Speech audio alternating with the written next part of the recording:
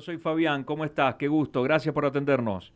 No, gracias a vos, Fabián, por el llamado. Un gusto, ¿eh? Marcelo, ¿por dónde va esto? Quiero tratar de comprenderlo, lo que presentó Ariel nos sorprende. ¿Cómo lo analizás? Bueno, yo creo que los directivos de Colón le han ido tratando de buscar una vuelta más al reglamento, ¿no?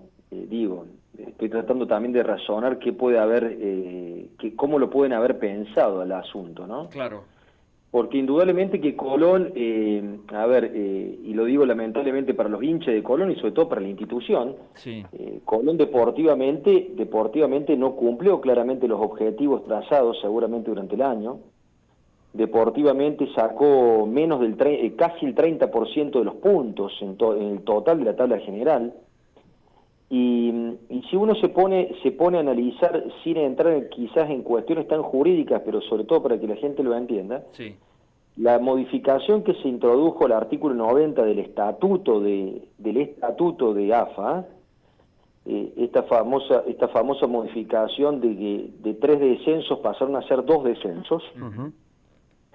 es una modificación que a todas luces fue beneficiosa no solamente para Colón, sino para todos los clubes que estaban implicados de alguna otra forma en esta tanda de clubes que corrían riesgo de descender, ¿no es cierto? Ya sea por promedio o por el puntaje total de la tabla general. Al final se terminó yendo uno por el puntaje total de la tabla general y otro por el promedio. Se eliminó ese tercer descenso que iba a ser también por el promedio y se sostuvieron solamente 2. O sea que la medida que dispuso por unanimidad la asamblea en ese momento extraordinaria que convocó la AFA, que a mi entender es el órgano competente para modificar el estatuto, lo dice textualmente el estatuto de AFA, tanto en el artículo 25, que habla de las asambleas ordinarias, y el artículo 32, que habla de las asambleas extraordinarias, que fue lo que pasó en este supuesto, dice claramente que el órgano competente para modificar los reglamentos es la asamblea. ¿Por qué hago yo esta aclaración? Porque el escrito que presenta el Colón de Santa Fe dice que el organismo competente es el comité ejecutivo. Yo en lo personal esa interpretación no la comparto, es una opinión por supuesto personal. A mi entender el órgano competente es claramente la asamblea, que es el órgano más representativo de todos los clubes a los efectos de modificar un reglamento. Pero volviendo al tema, digo, esta modificación reglamentaria fue beneficiosa para los clubes, porque indudablemente que los colocó a todos los clubes que estaban en esa situación en un pie de igualdad. O sea, no hubo una inequivalencia o una desigualdad, sino por el contrario, dijo, en vez de 3 van a haber 2. Claramente esa medida que se tomó por unanimidad, insisto, de todos los clubes, fue en beneficio de estos clubes que estaban en un lote de los afectados.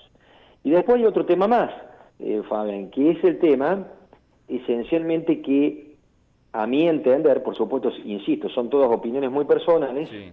Lo dice claramente el estatuto cuando habla de la convocatoria a las asambleas extraordinarias por determinado tema. Dice claramente que vos, al momento de firmar el acta de esa asamblea, tenés un plazo de tiempo para impugnarla. ¿Me explico? Sí, claro. Y Colón no lo hizo. Colón no solamente votó favorablemente, sino que tampoco impugnó la asamblea. Claro. Entonces, a mi entender, insisto, venir después a plantear una protesta solicitando la nulidad o la anulación de ese cotejo, porque lo que está pidiendo Colón, en definitiva, es que se declare nulo el partido entre Gimnasia y Colón, por el cual se fue el descenso.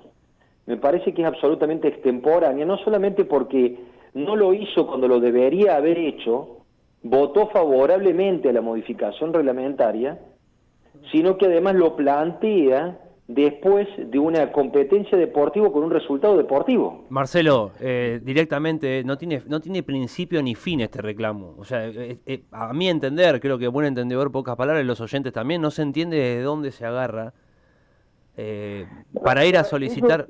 Recién quería marcar una situación al respecto. Cuando todos los clubes estuvieron de acuerdo con sacar un descenso, Recordemos que este formato era uno por tabla general, que se instauraba por primera vez de manera novedosa en el fútbol argentino, y dos por promedios. Claro. El año que viene, los mismos dirigentes firmaron para que sea al revés, dos por tabla general, uno por promedio. ¿Sí? Si ustedes miran hoy quiénes zafaron del promedio, son dos equipos que están relacionados a la corona. Uno es Sarmiento, que tiene Naldo como un sponsor muy fuerte, cercano a Chiqui Tapia, y el otro es Central Córdoba de Santiago del Estero. Si veíamos los promedios hacia arriba, ¿quién tendrían que haber descendido de Arsenal? Claro. Viene Sarmiento y después Central Córdoba en los promedios, que fueron los equipos más beneficiados. Después aparecen otros más, está Platense, Unión ahí nomás cerquita también. Y después de lo de la tabla general, como el último de promedio, el último de tabla general, Arsenal, se repetía, tiene que saltar inmediatamente, por eso llegaron al desempate Gimnasia y Colón. Pero es un contexto para ponerle nombre y apellido también a lo que se votó cuando estos tipos la veían venir y levantaron todo la mano, creo que a excepción de Fassi y Talleres. Sí, el único que no participó de esa asamblea fue Talleres. Por eso insisto, a mi entender es inadmisible el planteo que se hace ante el Tribunal de Disciplina, y entiendo que el Tribunal de Disciplina lo debería rechazar, ¿no?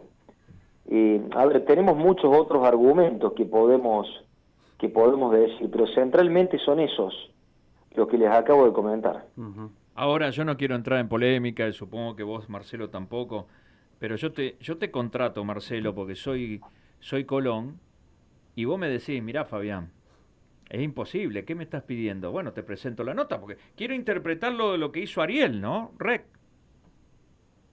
Bueno, a ver, yo leí el escrito que ha presentado el colega, sí, que dicho sea de paso es un excelente colega. Por eso esta aclaración la dejo de lado. Sí. El colega, por supuesto, invoca, por ejemplo, la irretroactividad de la modificación del reglamento. Hay una norma un principio muy general en el derecho, sí, que es la irretroactividad de la ley. O sea, una ley no puede retrotraerse en el tiempo. Claro. En este caso no estamos hablando estrictamente de una ley, sino que es un reglamento. Igualmente le hace un parangón, ¿no es cierto? Hace una equivalencia. Pero la irretroactividad de la ley, que como idea está bien traída, digamos, al reclamo, pero acá la irretroactividad de la ley ha sido beneficiosa para los clubes. Claro. ¿Me explico lo que les digo? Porque sí. Distinto hubiera sido si la modificación durante el transcurso del campeonato hubiera sido perjudicial para los clubes. Claro. Pero la modificación ha sido beneficiosa porque quitó un descenso de los tres y porque los colocó a todos en un pie de igualdad. Claro. Entonces, ese reclamo, a mi entender, no debería prosperar, y el otro reclamo puntualmente que esgrime el doctor en su nota es el reclamo de que el órgano competente para resolver esto no era la asamblea, sino que era la comisión directiva el comité ejecutivo de la AFA. Claro. Y a mi entender me parece que es muy claro el estatuto de AFA cuando claramente y taxativamente estipula que una de las atribuciones o competencias, tanto de una asamblea ordinaria como de una asamblea extraordinaria, que fue este caso, es justamente la modificación de un reglamento. Tal cual. Entonces yo también lo interpreto de esa forma, como lo ha hecho la AFA, que efectivamente el único órgano que puede modificar un reglamento es una asamblea. Claro. Bien. Marcelo, te mandamos un abrazo enorme y gracias como siempre, por prestarte a estas charlas que nos apasiona y aprender un poquito más junto a vos.